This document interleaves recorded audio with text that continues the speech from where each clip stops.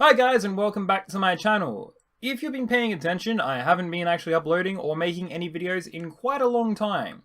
This is because I've had a lot of things happen in my life which have prevented me from really spending the energy on making content or even playing video games in general. This has been due to other things in my life with work problems, different types of surgeries, and just, I guess, feeling depressed over a few other aspects of my life, including going out on dates and other things like that. So, I'm back with some new videos. Well, I'm going to try to make some new videos, I should say. Especially with the new upcoming Destiny 2 DLC launching tomorrow in the morning. So I want to get onto that and basically try and make some unique content. With that in mind, anytime I make content, I like to try and make mine very unique. You'll see a lot of YouTubers online nowadays, but basically they just spam out a lot of content because the more content they make, obviously, the more views they'll get.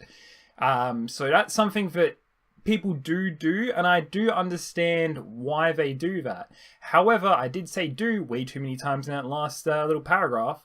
Frustrating to hear. I know, right? I just screwed up my train of thought.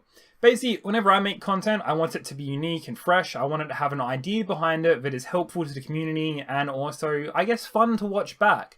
These vlogs are more so, for me, it's like a time capsule of seeing how I was at a specific point in my life. If you go back to the very first video where I hated life and hated myself, there's that, and now you can see how far I've changed.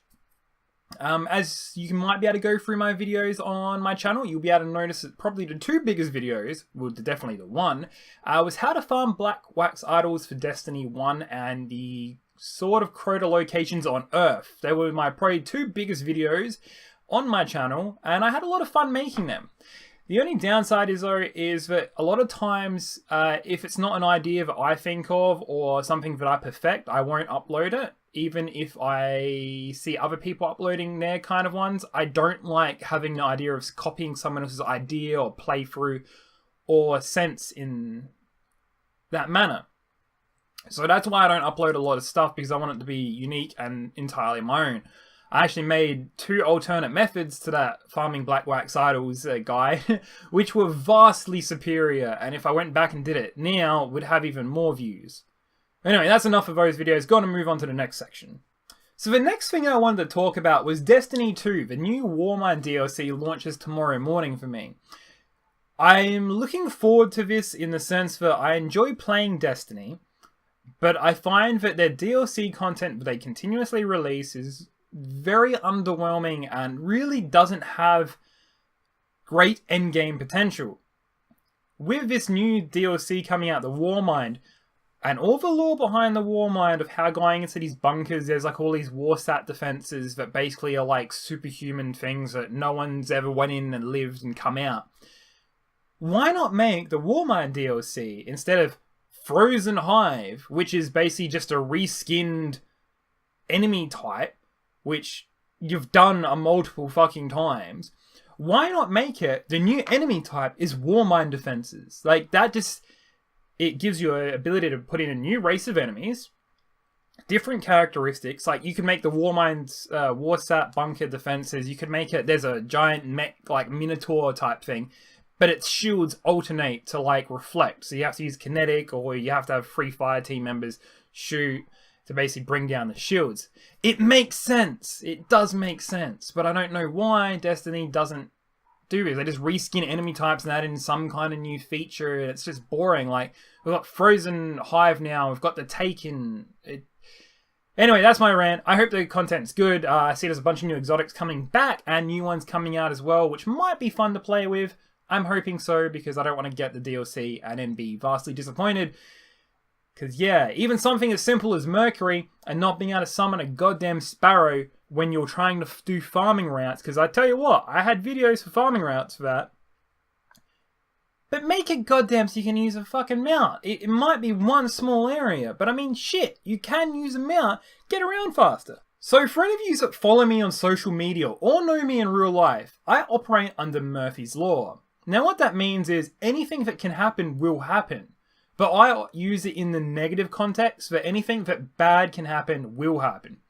And this normally fits very, very true to me, because looking back at my past in the last couple of years, there has been a lot of things that have happened to me that have been really dumb but affected me in a bad, bad way. I've had 2 surgeries, major ones actually, where I've been put under, one for shattering my hand, which I had in my last vlog, and the latest one, which was a real doozy, was tearing my ACL. So with that, I actually had to have a knee reconstruction and wasn't able to use the functions of my leg for quite a while, mainly because there's a lot of swelling and muscle guarding around the area. If you aren't familiar, the ACL is basically, if you're twisting on your leg, it's the muscle that runs down the back, which allows it to twist without it slipping out. So it's basically stabilization and other things, but I'm no medical professional. I'm just saying what I kind of understand it to be. So anyway, I had that happen because I play American football here in Australia, and I play as a cornerback. And how I managed to do that was really, really dumb. So here we go. We're playing our rival team, the Razorbacks, and what happened was we were down by 2 touchdowns. So we came on to defense, because I play defense, obviously, and 2 of my teammates managed to hold up a running back from the other team and hold him up. So I'm thinking, hey, I don't want to lose to these guys. We lost to them last time pretty badly. So what I want to do is I want to grab the ball and I want to strip it. So I put my hand in, grab it, and I'm trying to pull away, and I'm standing on 1 foot at this point. Then what happens is another one of my teammates comes through and makes the tackle, which for defense, you should make the tackle. Just stripping the ball is a bad idea. I wouldn't really recommend it unless it's like a one-on-one and the guy doesn't have good ball security. Anyway, so I go to turn away, teammate comes along, 4 people's body weight goes that way. I'm on my foot, and obviously 4 people's body weight's going to pull me. I've twisted my leg. I'm on this. I twist and go with it. I know something's wrong before I even hit the ground. So I'm just there, I'm tucking my leg in. I have no pain, but I'm just there, I'm holding my leg, and I'm just like, nah, something's wrong. I'm going to wait for the trainer to come over. The trainer comes over, basically gets me to flood my leg out. I can do it with a bit of stiffness, because for any of you that have torn your ACL, there's a lot of blood in that muscle, so as soon as you tear it, there's a lot of swelling. A lot of swelling. So the trainers helped me hobble my ass off, and I put ice on, and I thought I could probably go back out. They knew better, though, to send me back out. So I have to watch the rest of the game. We lost, unfortunately, which was bad. Didn't like to see that happen. But it sounded really dumb. So, swollen leg. I walk my ass back to the change rooms after the game. Everyone gets changed in there. I put a brace on. I walk myself to the car, drive myself home. This is my right leg, by the way. So I'm driving along, go home, and I put a little blanket under my leg when I go to sleep. Next morning, it is swollen to all goddamn hell. And even trying to take the brace off my leg, like there's so much swelling that it's expanded out to stretch out this bandage so far that it's so hard to get off. So yeah, I knew something was wrong. I went to see my GP about it, not my regular one because he wasn't free, so I had to see another lady. And she basically told me to go get an MRI. She said it could just be a small tear of some sort, or I could have completely torn the ACL. And I told her, knowing my luck, I've torn the ACL because they do this little test on the shin to see how far forward the shin actually comes forwards. And she said, no, it's pretty stiff, so I think you're fine. And I'm like, just you wait, let's put a bet on. So I get the MRI and I come back, and sure enough, I've torn my ACL. So yeah, that day when I came back to see her after having that, I went straight to a surgeon and booked in, because without having a functioning ACL, playing any kind of sport or anything where you have to twist on your feet is really, really hard or impossible to kind of do without having stability in your leg. And obviously, if you don't have a functioning ACL, you're going to be grinding the cartilage, I believe the surgeon said. And basically, it's bad overall. So I booked in for the surgery, and I had that a week before my birthday. Yeah, so that's another really shitty thing that happened to my life. And it was interesting to see how people treated me when I had a major injury like that. I had a lot of people, a lot of customers that are regulars and people that aren't even regulars treat me with respect and courtesy. And I had a lot of people from my workplace that I did not like and are very self-centered treat me like as if it was, I don't even know, like they're just assholes. Just assholes.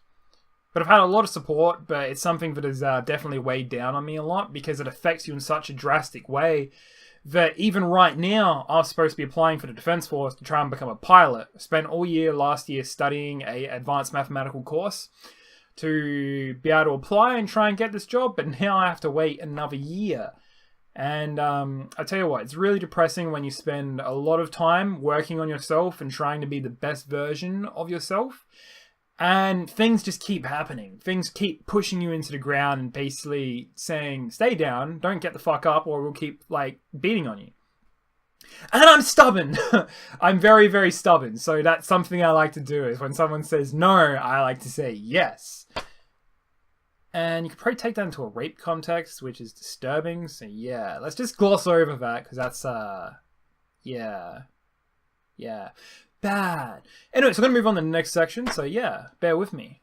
So in this vlog, there is a lot of stuff for me to cover and not much time to do it in a way that I can keep your attention and not bore you to death. So a lot of these things are going to be expanded on a lot or a little bit more. So the next thing I wanted to talk about is dates. These last couple of years, I've went on dates. Yeah, I know, surprising. Guy likes girl, girl likes guy. Not in my case though, so it's weird. Yeah, so basically in 2015, on the 30th of December, I went on a date with a very lovely girl, and I fell in love with everything about her. And then I got my heart broken. Yeah, so that was fun. That was also my first date ever, but that's going to be another topic. I do want to make a video on that because I really did enjoy the date. It's just I don't do well at good emotions. I'm used to shitty things happening, and I don't know how to express myself well. So when I went out with other girls after that, I put in minimal effort, still making them feel happy and good, make jokes, make them feel like the center of attention. But I noticed a trend with girls that they don't put in as much effort back as I would like them to. So therefore they lose my interest extremely quickly. Because it'd be nice for people to try and get to know me in the way that I try and get to know them. Even if I have no interest in them and I'm just doing it to make them feel happy and good. Like on dates, even though I know it's going to be a no for me, I still like to make the person feel special. I think that's a courteous thing to do, and I think that's good to do, as long as at the end of the date, or somewhere down the track a little bit later, be like, I really enjoyed our date, but I don't think there's something there.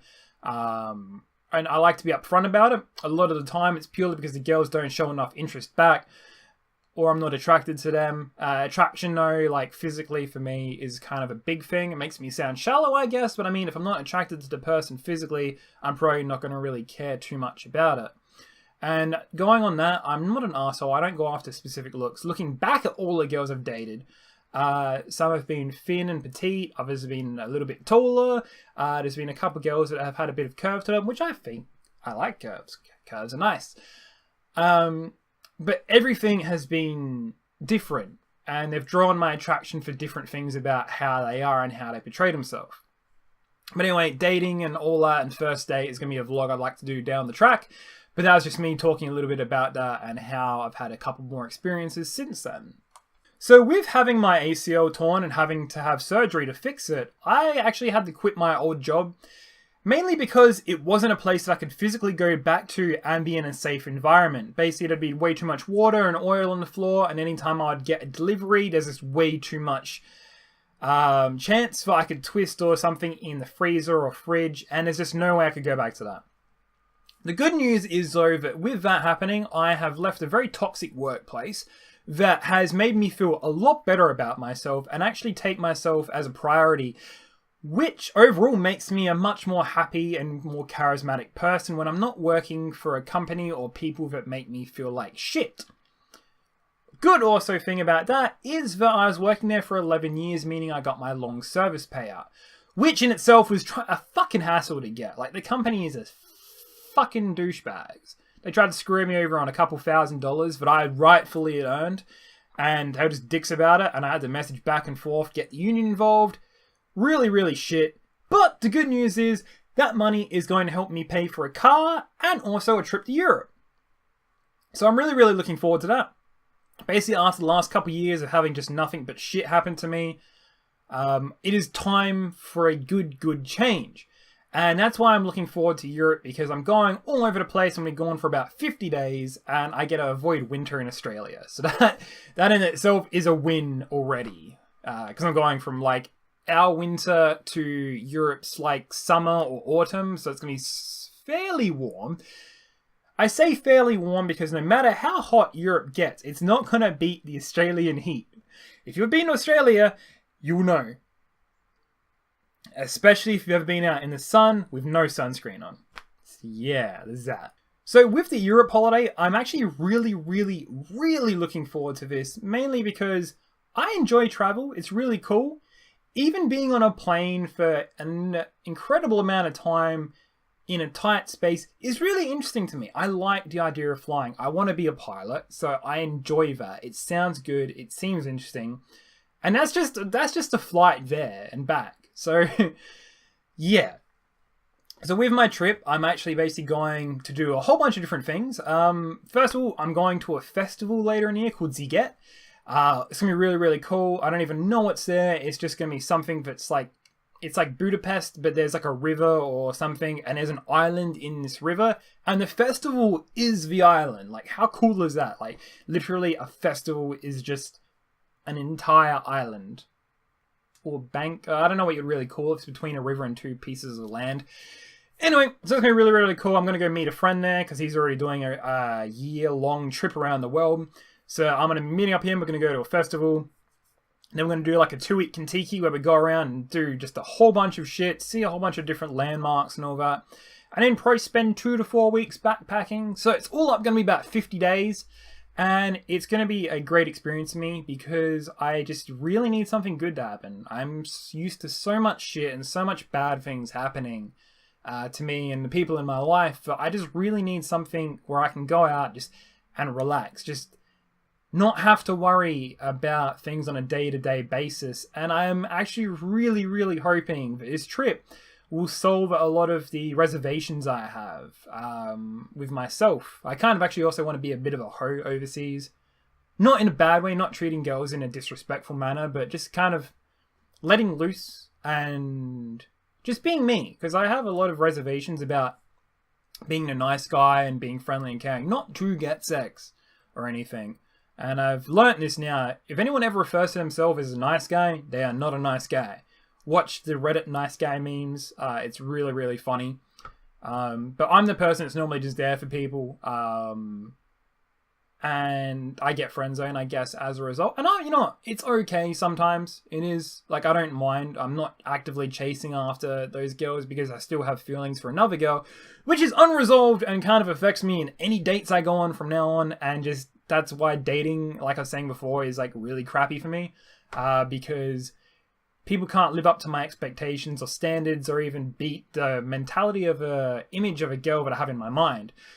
So yeah, that's why I don't really do dating. But if it's overseas, people know there's going to be no long-term relations. And it's just you're having fun while you're there, living entirely in the moment. Not to mention people want to show you around because people go ape shit for Australians. We're like a commodity. We're like really cool. And I like that.